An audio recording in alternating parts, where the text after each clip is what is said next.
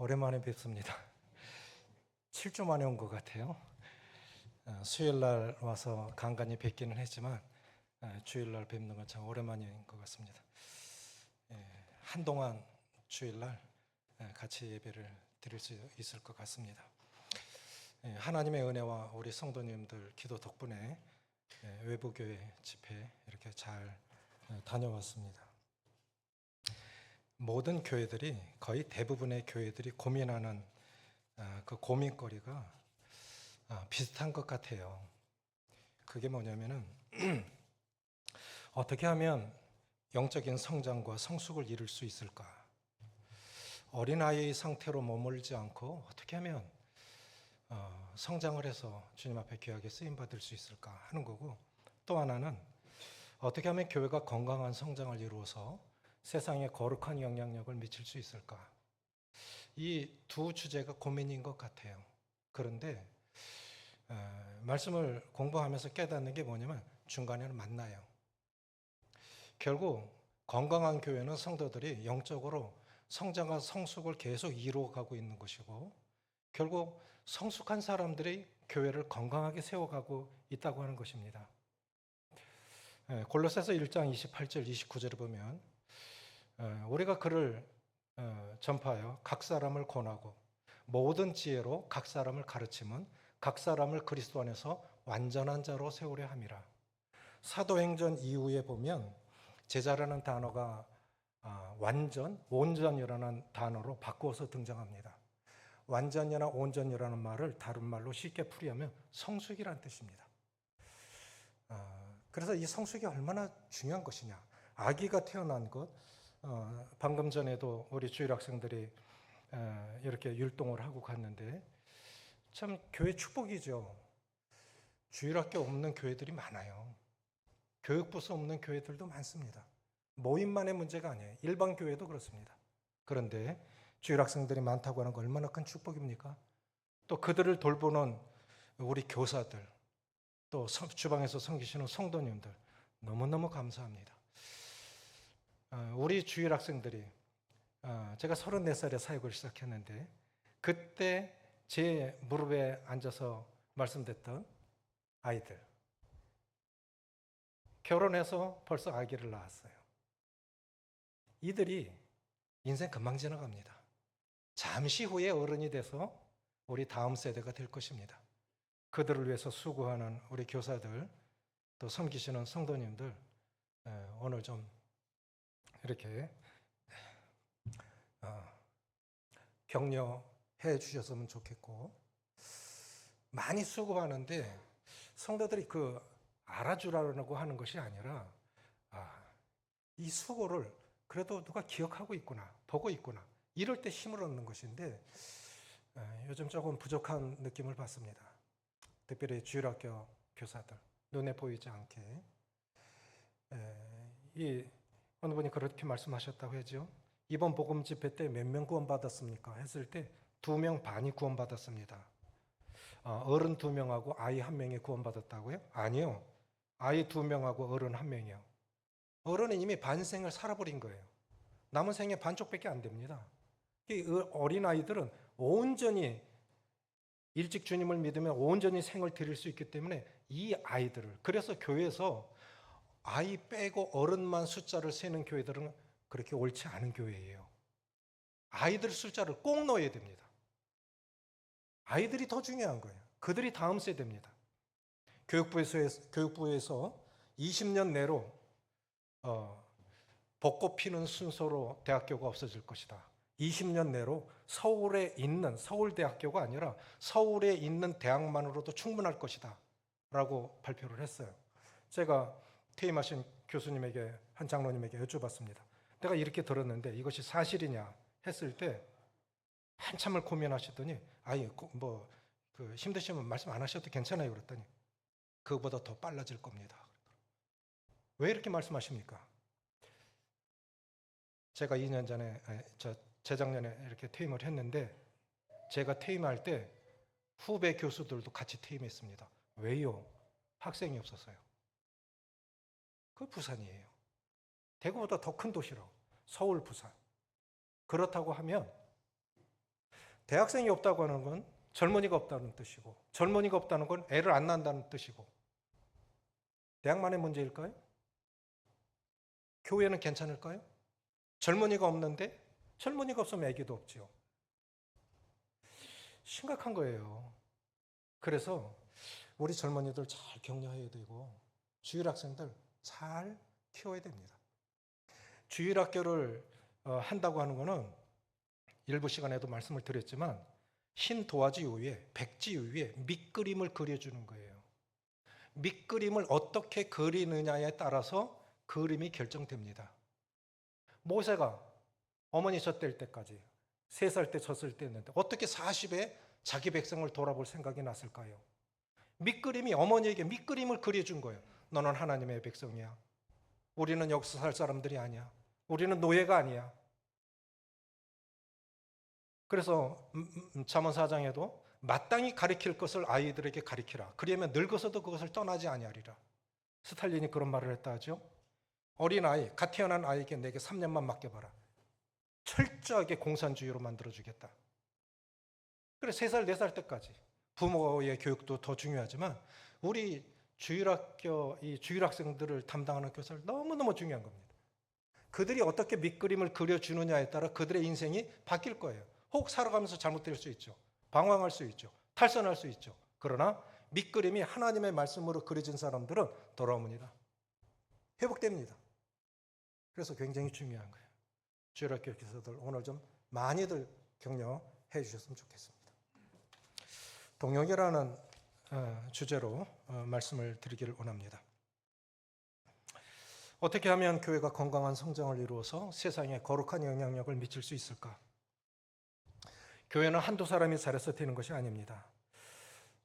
모두가 각자가 그러니까 골로새서 1장 28, 29절 말씀드렸지만 우리가 그를 전파하여 각 사람을 권하고 뭘 권한 겁니까? 예수 믿으라고, 주님을 의지하라고, 주님의 뜻대로 살라고, 모든 지혜로 각 사람을 가르치면 각 사람을, 이게 반복된 단어가 3번이에요.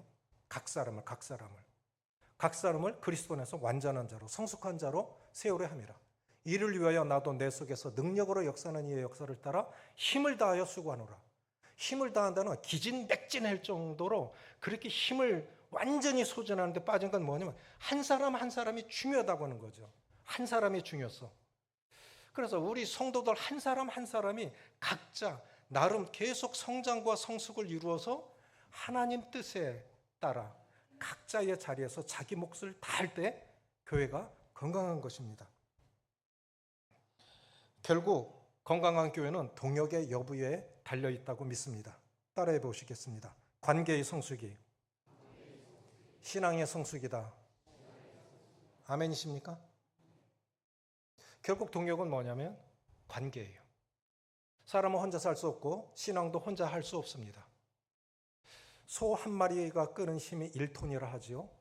2마리가 결의해서 끓으면 10톤까지 끌 수 있대요. 근데 2사람이 마음이 안 맞는다? 혼자서 하는 것만큼도 못해요.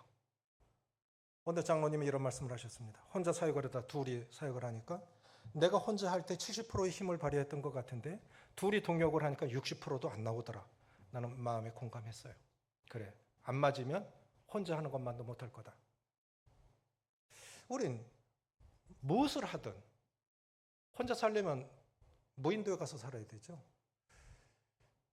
무엇을 하든 다 동역하기 마련인데 동역의 힘, 결국 관계의 성숙에 달려 있습니다. 데살로니가전서 1장 1절 보시겠습니다.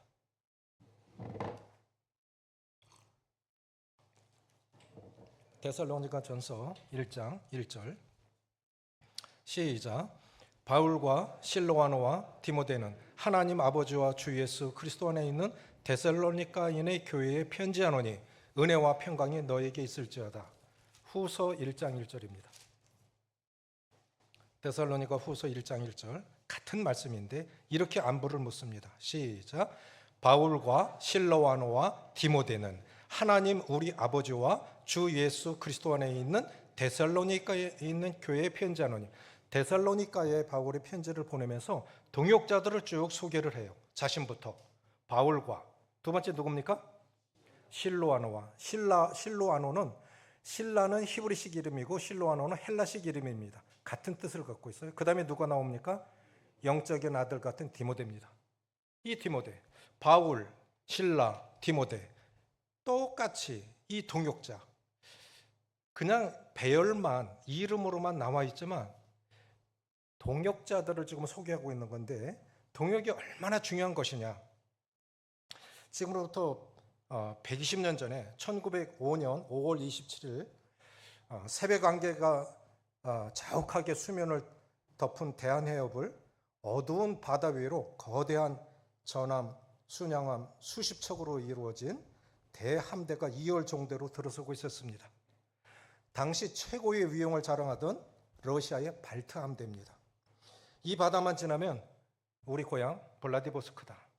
블라디보스크, 소련에서 선교사 사역을 하시는 분들이 속초에서 블라디보스크로 배를 타고 들어가죠. 러시아 병사들은 숨을 크게 들이쉬며 주먹을 불끈 쥐었습니다. 발트해를 고향을 떠난 것이 그 전 10월 15일 220일간 장장 7개월간 지구 한 바퀴가 몇 킬로인지 아십니까? 4만 킬로입니다. 그런데 이들은 역사상 처음으로 220일간 7개월간 쉬지 않고 약 지구의 4분의 3에 달하는 2만 9천 킬로를 항해했습니다. 지칠 대로 지쳤습니다. 이제 이 해협만 지나면 바로 고향인데, 그런데 이 해협에서 발트 함대가 지나가기를 기다리고 있던 사람들이 있었습니다. 일본 군함입니다. 러시아 군함이 눈에 포착이 되자 포격전이 시작이 되어졌는데, 이틀 만에 49척에 달하던 이 지구상에서 가장 강력한 발트 함대는 겨우 3척만이 블라디보스크로 돌아갈 수 있었고, 이틀 동안의 포격전으로 5,045명의 사상자를 냅니다. 그에 반해서 일본 군함은 3척만 침몰을 하고 700명의 사상자만 냈습니다. 완전 대패한 거죠. 이것으로 인해서 소련의 운명이 바뀝니다. 그래서 이것은 역사의 스시마 해전으로 나옵니다. 스시마는 대마도예요, 대마도. 어떻게 이런 일이 일어날 수 있을까? 세계 최강 함대가 어떻게 무참하게 3척만 살아 돌아갈 수 있었을까? 한산대천만은 못하지만 이건 있을 수 없는 일인데 어떻게 이런 일이 일어날 수 있었을까? 전문가들은 원인을 두 가지로 찾습니다. 첫째, 두 대륙 사이에 너무나 엄청난 거리를 항해했기 때문에 지쳤다, 탈진했다. 쉬지 않고 7개월간 항해를 한다? 그 시대 세계 최초로 했던 이 일. 아무리 강력한 활이라 해도, 아무리 좋은 활이라 해도 거리가 너무 멀으면 낡은 헝겊조차 찢을 수가 없습니다. 적당한 거리여야 돼요. 이들은 너무 오래 항해를 했기 때문에 지칠 대로 지친 것입니다. 두 번째, 더 중요한 원인이 있습니다. 그건 뭐냐면 영국과 일본 간의 동맹이었습니다. 영국은 경쟁 대상자로 소련을 본 거예요. 저 나라 망해야 되는데. 근데 일본도 소련이 망해야 되는데, 그러니까 소련은 일본과 영국의 공공의 적이 됐습니다. 그래서 영국에서 어떻게 했냐면, 100년 전만 해도 영국은 해가 지지 않는 나라죠. 지금도 호주와 캐나다에는 의사당 앞쪽에 영왕 자리가 있죠. 영국령인 거예요. 그러니까 동쪽에도 영국 땅이 있고 서쪽에도 영국 땅이 있으니까 해가 지지 않는 건데, 영국에서 모든 식민지에 당시의 함선은 증기선이었습니다. 석탄을 떼서 동력을 발생시켜서 가는 증기선이었는데, 석탄을 보고받을 수가 없는 거예요. 살 수가 없는 거예요. 그래서 그 당시에 통화는 금이었다고 그래요. 배에다 금을 싣고 다니면서 각 나라에서 석탄을 사서 떼야 됐는데, 아무 나라도 석탄을 안 파니까 갈 수가 없는 거죠. 가까스로 독일에서 저질 석탄을 사서, 그러니까 그렇게 오래 걸린 겁니다. 아주 화력이 좋은 석탄을 샀다면 좀 빨리 돌아올 수 있었을 텐데, 덜 지쳤을 텐데, 저질 석탄 그나마 사가지고 그걸 떼서 가야 했으니 얼마나 힘들었겠어요. 수병들도 장교도 다 지쳤겠죠. 그 지칠대로 지친 발트 함대가 들어왔을 때 일본이 포격을 한 것입니다.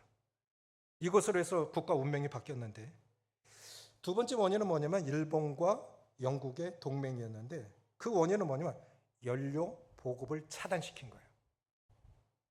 국가도 그렇습니다. 우즈베키스탄 소련이 공격했을 때 3일이면 끝난다 했어요. 저도 며칠 버틸까? 게임이 안 되는 싸움인데. 근데 지금 3년이 지났는데 잘 버텨요? 우크라이나 힘으로 버티는 걸까요? 뒤에 미국과 유럽이 있어요. 무기는 우리가 내줄게. 대리 전쟁을 하고 있는 겁니다. 우크라이나 넘어지면 바로 유럽이에요. 그러니까 이 임업 역할을 해주는 것이 우크라이나이죠. 대리 전쟁을 하고 있는. 뒤에서 물어요. 열심히 해. 힘내. 우리가 얼마든지 대줄게. 잘하고 있죠. 잘 버티고 있죠. 세계에서 제일 비싼 보석이 다이아몬드죠. 연필심이 흑연이고 그 다이아몬드와 연필심, 흑연의 원소가 같아요. 탄소입니다. 탄소, C2. 그럼 뭔 차이가 있냐? 다이아몬드는 순간적으로 굉장한 압력을 받으면 다이아몬드가 나오고 그냥 느슨한 것이 흑연이에요. 그래서 연필심 잠 부러지죠. 연결고리가 약하면 흑연, 연결고리가 강하면 다이아몬드. 성도들도 그렇습니다. 성도들도 친밀하면, 동역관계가 끈끈하면 단단한 거예요. 삼겹줄은 쉽게 무너질 수 없죠. 부부관계도 조그만 문제로 느슨하면 그냥 어떤 이유든 성격이 안 맞아서 뭐가 안 맞아서 얼마든지 처음에는 사랑으로 시작했지만 왼수가 따로 없어요. 성도들도 그래요. 지옥이 따로 없어요. 교회가 싫은 거예요. 성도가 싫은 거예요. 예수 믿고 구원받아서 너무 좋았는데, 그래서 어느 분은 솔직하게 이런 말씀을 하셨어요. 교회는 자연스럽게 원수들로 구성된 공동체다. 어떤 때 왼수 같은 사람 있죠. 근데 그 교회에 왼수가 없으면 자기가 왼수라는 거예요. 그걸 하셔야 돼요.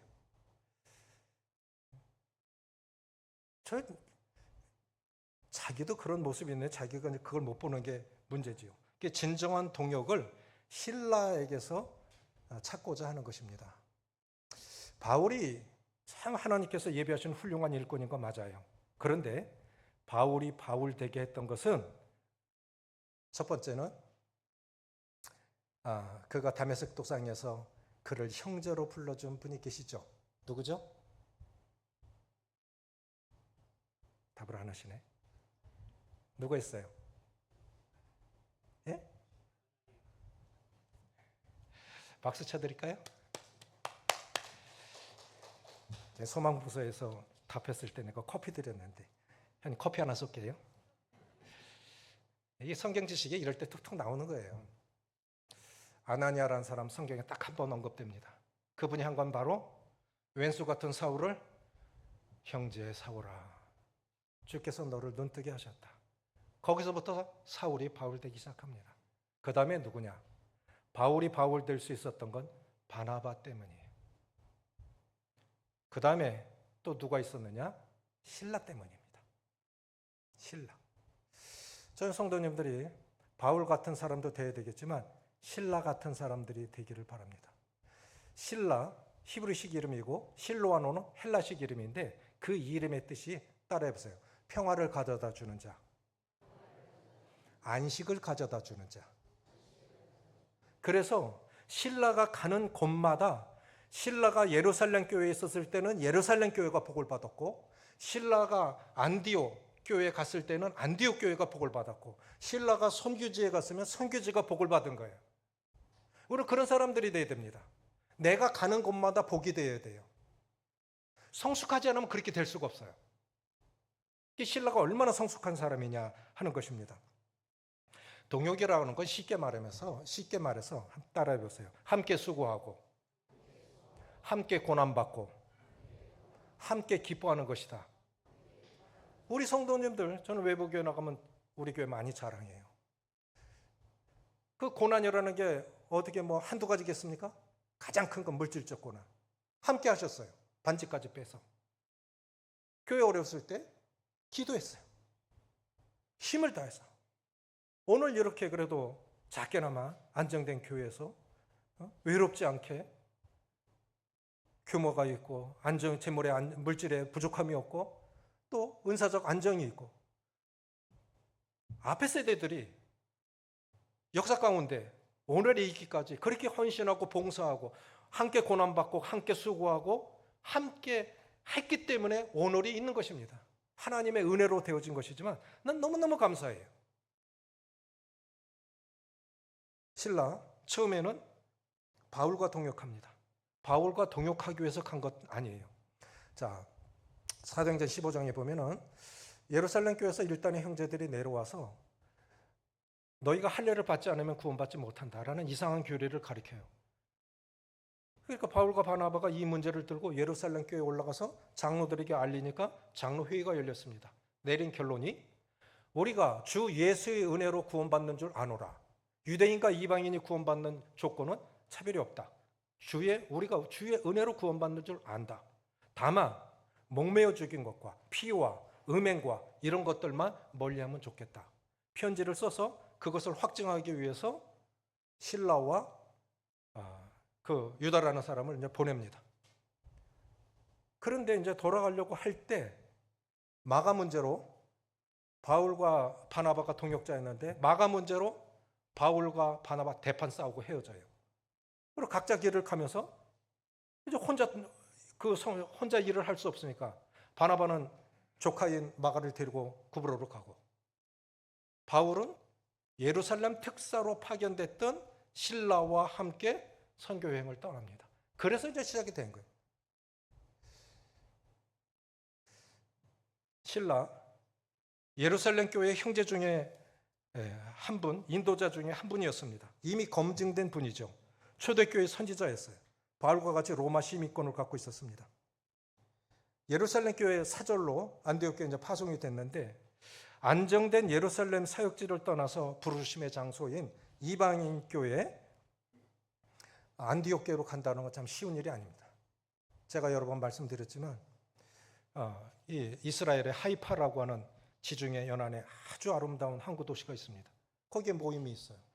성지 순례 갔을 때 오래전에 아주 은혜스럽게 어떻게 유대인 입에서 이사야 53장이 고백이 되어지지? 예수님은 메시아는 다윗의 자손으로서 우리 땅에 오셨습니다. 다윗의 자손으로 오셨습니다. 한 청년이 이렇게 감사 고백을 하는데 너무 뭉클하더라고요. 통역을 통해서 들었지만 예배를 잘 드렸어요. 이제 우리를 소개할 때입니다.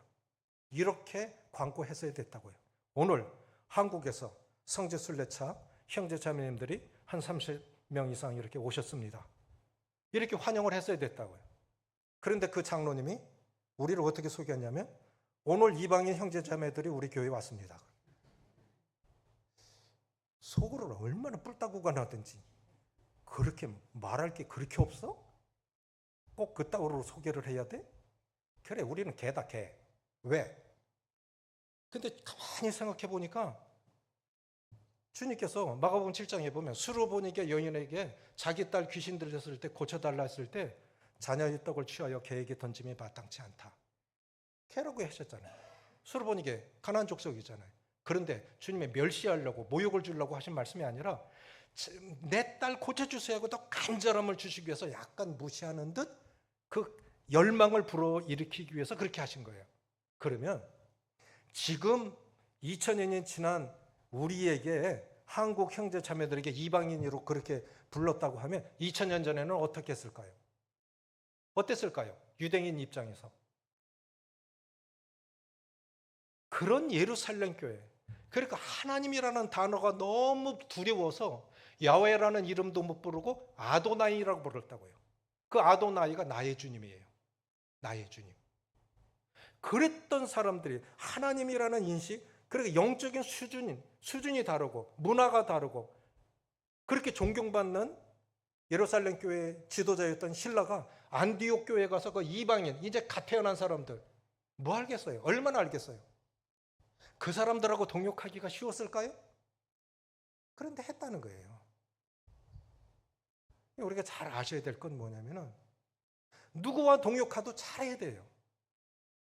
신라 평화를 가져다 주는 자, 안식을 가져다 주는 자. 그래서 신라가 예루살렘 교회에 있었을 땐 예루살렘 교회가 복을 받은 거예요. 안디옥 교회 가니까 안디옥 교회가 복을 받아. 선교지에 가니까 선교지가 복을 받습니다. 관계의 성숙이 신앙의 성숙입니다. 아멘이십니까? 여기서 적응 못하면 적어도 못하는 거예요. 질문 드립니다. 매 맞는 것도 동역일까요? 동역이라고 생각하면 손 들어보세요. 매 맞는 것도 동역이라고 생각하시면 손 들어보세요. 별로 반응이 없는 거 보니까 나는 안 맞을 거다 그러는 거죠. 나는 같이는 가겠지만 절대로 같이 맞지는 않을 거다. 신라가 한 것은 바울과 동역하면서 선교지에서 제일 처음에 한 건 매 맞은 것밖에 없어요. 똑같이 로마 시민권을 갖고 있습니다. 로마 시민권은 오늘날 미국 시민권보다도 훨씬 더 높은 수준의 시민권입니다. 어느 정도냐? 그 나라에서 재판 안 받아요. 황제에게 재판을 받아요. 그럼 내가 로마 시민권자인데 그러면 그 사람, 그 나라 왕이라도 재판 못 해요. 안 맞아요. 그런데 시민권자인 걸 안 밝혔기 때문에 매 맞은 거예요. 빌보에 들어갔는데 귀신 들린 사람이 자꾸 복음을 방해하니까 귀신 내쫓으니까 돈벌이가 끊어지니까 때리고 감옥에 가뒀습니다. 감옥에 갇혀서 이유 없이. 그러면 신라가 이렇게 생각할 수 있어요. 괜히 따라와갖고 실컷 얻어맞기만 하고 내가 이래려고 왔나? 우리 얼마든지 그럴 수 있어요. 내가 이래려고 왔어? 그런데 밤 12시에 밤 12시는 한밤은 밤 12시인데 몇 번 수술을 해보니까 밤 12시가 제일 아파요. 수술한 그날 밤 12시가 제일 아파요. 만약 그 시각에 바울과 실라가 기도하고 찬송하지 않았다면 하나님은 원망했을 거예요. 하나님 이러려고 우리 부르셨습니까? 실컷 얻어맞기만 하고 우리가 뭘 잘못했다고 이 지경이 돼야 되죠? 바울도 실라도. 그런데 실라가 더 억울한 거예요. 내가 이러려고 당신 따라온 줄 알아? 근데 기도하고 찬송하니까 죄수들이 듣더라. 따라해 보십시오. 신앙은 나중에 해석되어지는 능력이다. 잊지 마십시오. 그때는 몰라요. 주님이 베드로의 발을 씻기실 때 주님 이거 웬일이십니까? 제가 주님 발을 씻겨드려야 되죠? 이게 종이 하는 일인데요. 내가 네 발을 씻기지 않으면 너와 나와 상관이 없다. 그럼 목욕시켜주세요. 넌 이미 목욕했잖아. 넌 구원받았잖아. 발만 씻으면 돼. 내가 지금은 알지 못하나 이후에는 알리라.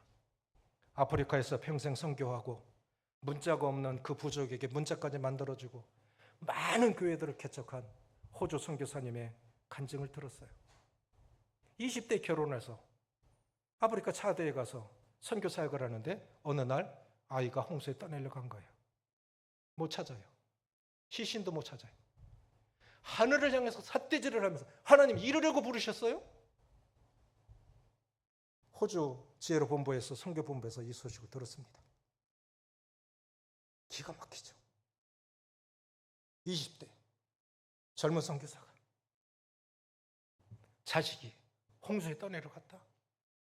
뭘로 위로하겠어요? 그랬을 때 호주 본부에서 편지가 왔는데 딱 한 줄. 요한복음 13장. 지금은 알지 못하나 이후에는 알리라. 이 한 줄이었다. 우린 몰라요. 인생 살아가면서 몰라요. 지나고 나야 돼요. 그런데 원망불평하지 마세요. 만약에 그날 그들이 로마 시민권자임을 밝혔다면 매 맞고 감옥에 들어가지 않았을 겁니다. 그렇다고 하면 간수 가족은 구원받지 못했을 거예요. 후에는 알았겠죠. 그래서 신앙은 나중에 해석되어지는 능력입니다. 진정한 동역은 자기 권리를 다 사용하지 않는 것입니다. 짐 엘리엇이라고 하는 모임의 형제님이 이제 젊은 날에 이분은 휘튼대학 수석 졸업한 미국 명문대학을 수석으로 졸업한 형제님이신데 에콰도르 아우카 부족에게 복음을 전하러 갑니다. 경비행기에서 물건을 떨어뜨려주고 이쯤 됐으면 만나러 가자. 그래서 강가에 경비행기를 착륙시켜서 만나러 가는데 웃으면서 타고 오는 사람들 뒤에 전사들이 숨어 있어서 그들이 창으로 5명의 미국 젊은 선교들을 찔러 죽입니다. 미국 젊은이들을 5명이나 죽였다? 그럼 미국에 도전한 거죠. 미국에서 군함을 파견을 합니다. 그래서 군인들이 정글 속으로 들어가서 시신을 찾아서 장례를 치러요. 선교사 부인들이 이제 우리 어떻게 할 거냐? 본국으로 철수할 거냐? 어떻게 할 거냐? 그때 짐 엘리엇의 부인이 아이를 데리고 또 선교사 부인의 여동생이 따라와서 오히려 아우카 부족에게로 들어갑니다. 목숨 걸고 들어간 거죠. 죽을 각오고. 5년이 지났어요. 그렇게 계속 사랑을 베푸니까 왜 우리에게 어느 날 족장이 와서 왜 우리에게 이렇게 사랑을 베푸십니까? 하니까 짐 엘리엇의 부인 자매님이 내 남편이 당신들을 사랑했기 때문이에요. 당신들이 창으로 찔러 죽인 내 남편들과 선교사들이 당신을 사랑했기 때문이에요. 했을 때 이들이 충격을 받습니다. 뭐라고요? 우리가 언제 당신 남편을 죽였습니까? 당신들이 창으로 찔러 죽인 사람이 내 남편이에요. 충격을 받죠. 그래서 근데 아우카 부족은 이런 기준이 있어요. 규칙이 있습니다. 여자는 안 죽인다. 아이는 안 죽인다. 그거 모르고 들어간 거예요. 들어가고 나서 보니까 그래. 그들이 늘 감동을 받기 시작하죠. 그래서 남편을 창으로 찔러 죽인 그 사람이 목사가 됩니다. 복음화가 돼요. 참 놀라운 일이죠. 근데 그들이 창으로 죽어갈 때 그들 손에 총이 들려 있었다고요. 만약에 쏴서 인디언들을 죽였다고 하면 선교 끝이에요. 선교사들이 우리 죽였어. 그건 끝이에요.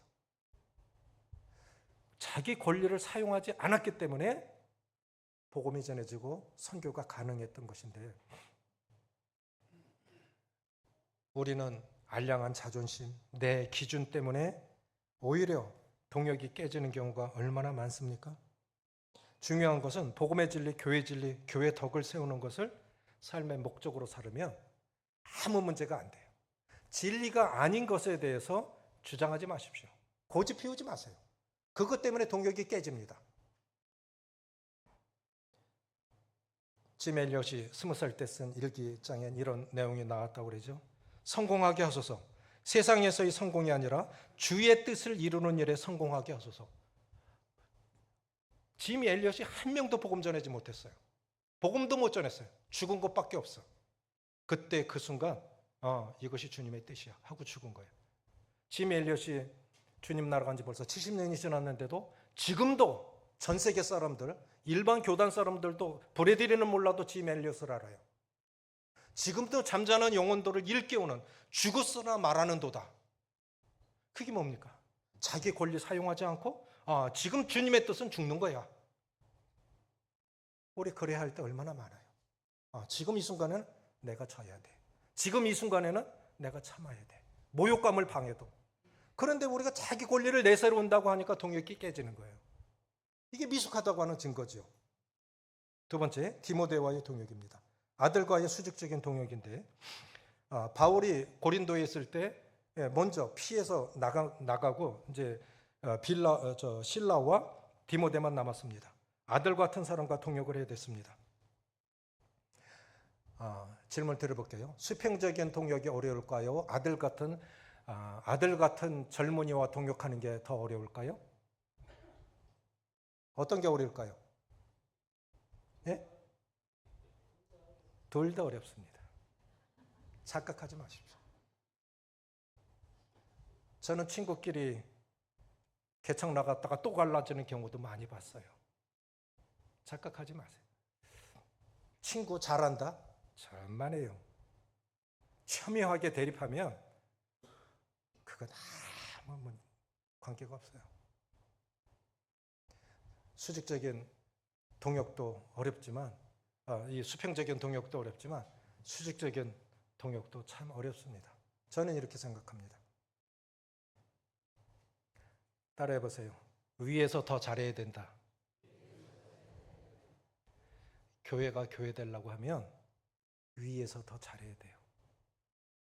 가정도 가정이 되려면 부모가 더 잘해야 됩니다.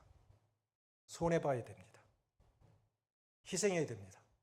그래야 가정이 가정되고 교회가 교회됩니다. 부모가 부모 권리 주장하고 교회도 인도자들이 인도자들 권리 주장하고 이러면은 건강하지가 않아요. 행복하지가 않아요. 일부에서도 말씀드렸지만 전에도 말씀드리긴 했지만 저희 고향의 큰형님 친구가 용인 시장상을 받았어요. 효자상. 근데 제가 볼 때는 효자 아니에요.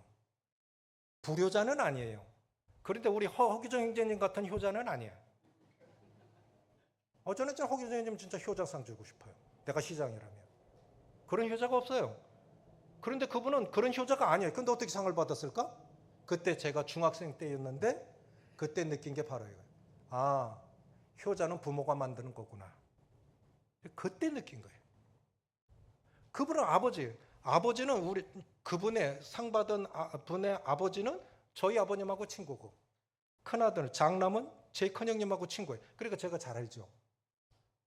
그렇게 상 받을 짓 하는 건 아니야. 아버지가 그렇게 만든 거예요. 아버지가. 교회도 그래요. 가정도 그래요. 부모가 잘해야 돼요. 교회도 보면요. 행복한 교회는요. 어른들이 잘해. 그래서 젊은이들을 계속 격려하고 잘한다. 고맙다.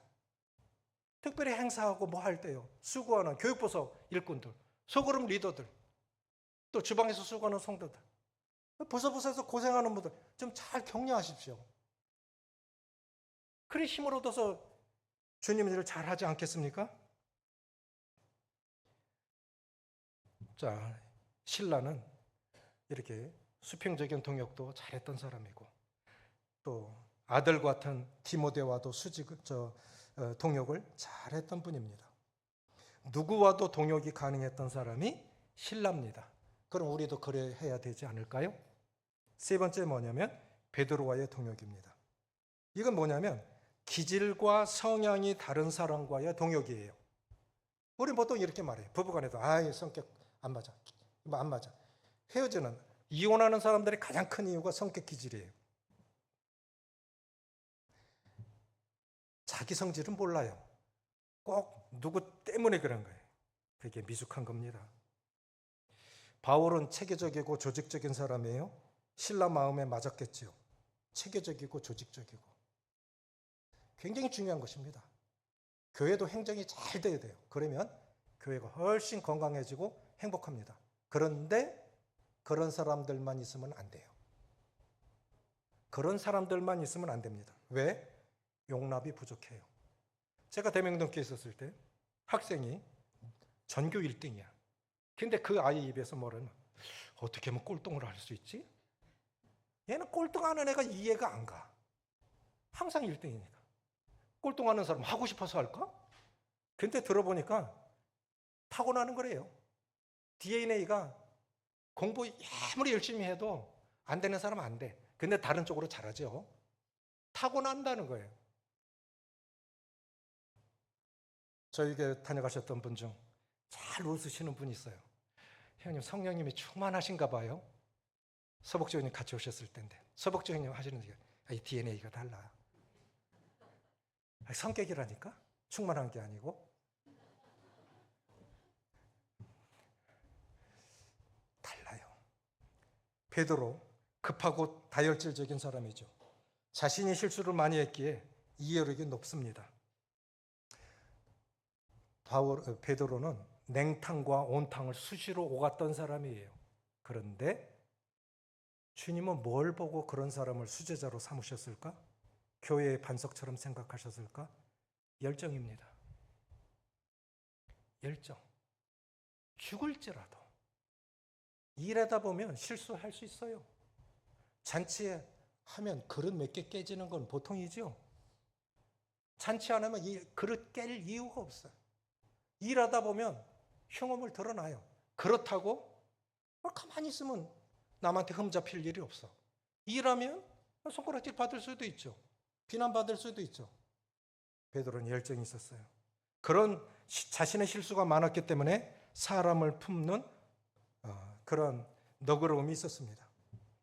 그런데 자신과 성격과 기질이 다른 사람하고, 저는 좀 급하지요.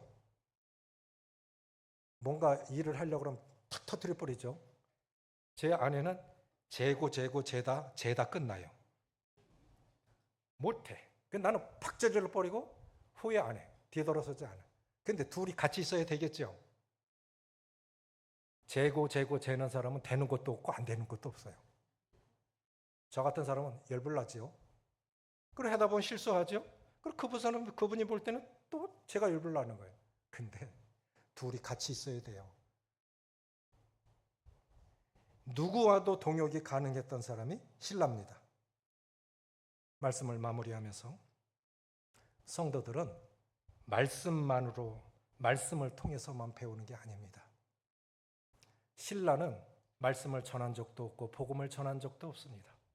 말씀을 전하는 사람을 도왔는데 바울의 사역이 하나님의 은혜와 동역자 덕분에 바울이 바울 될 수 있었습니다. 저는 그렇게 믿습니다. 하나님의 은혜와 동역 잘 해주신 우리 장로님들, 앞선 장로님들, 지금은 소그룹을 담당해 주신 건 난 너무너무 잘한다고 봐요. 지금 잘하고 계시는 우리 인도자들도 감사를 드리고, 그래서 성도들은 말씀만을 통해서 배우는 건 아니에요. 그분의 삶을 통해서 배우는 건데 그 대표적인 모델이 신라라고 하는 것입니다. 누구와도 동역이 가능했던 사람. 바울과도 그 수평적인 동역, 디모데 아들 같은 사람과도, 또 성격과 기질이 전혀 다른 베드로와도 동역이 가능했던 사람. 이 사람이 신라였습니다. 그래서 신라가 가는 곳은 그가 예루살렘에 있었으면 예루살렘이 복을 받았고, 안디옥에 있었으면 안디옥이 복을 받았고, 선귀지에 있었으면 선귀지가 복을 받았습니다. 그러니까 내가 가는 곳마다 복이 되어야 됩니다. 그런 사람으로 살아가시겠습니까? 그렇게 안 살라고 작정하셨습니까? 다시 그렇게 살아보시기로 작정하시겠습니까? 아멘 하세요. 기도하시겠습니다. 아버지 하나님, 저희들 다 부족한 사람입니다. 하나님의 무궁한 긍휼이 아니었다면 구원받지 못했을 자들입니다. 구원받고 나니 나 같은 죄인이 없습니다. 구원받기 전에는 죄인이지만 그렇게 죄인일 줄 몰랐는데 세월 살아갈수록, 신앙할수록, 나이 들어갈수록 나 같은 죄인이 없습니다. 주님, 나를 사랑해 주셔서 감사드립니다. 이렇게 주님의 피값으로 사신 몸된 교회의 지체로 함께 소망 안에서 주님 섬기며 작게나마 함께 동역하며 주님 나라 소망하며 살아갈 수 있는 복을 주셔서 감사합니다. 귀한 동역자들과 더불어서 이제 신라가 바울과의 동역, 아들 같은 디모데와의 동역, 성격과 기질이 전혀 다른 베드로와의 동역을 잘 이루었던 것처럼 우리 자신도 누가 나에게 나 자신을 맞춰줄 것이냐가 아니라 내가 누군가에게 어떤 동역을 이룰까, 또 어떤 사람이 될까를 생각하고 분별하고 기도하는 사람이 되어서 남은 삶이 진정한 정말 교회의 은혜가 되고 성도들에게 행복이 되고 하나님께 영광이 되는 그러한 동역자로 살다 주님 나라 갈 수 있도록 축복하여 주시옵소서. 우리 주 예수님의 이름으로 감사하며 기도합나이다. 아멘.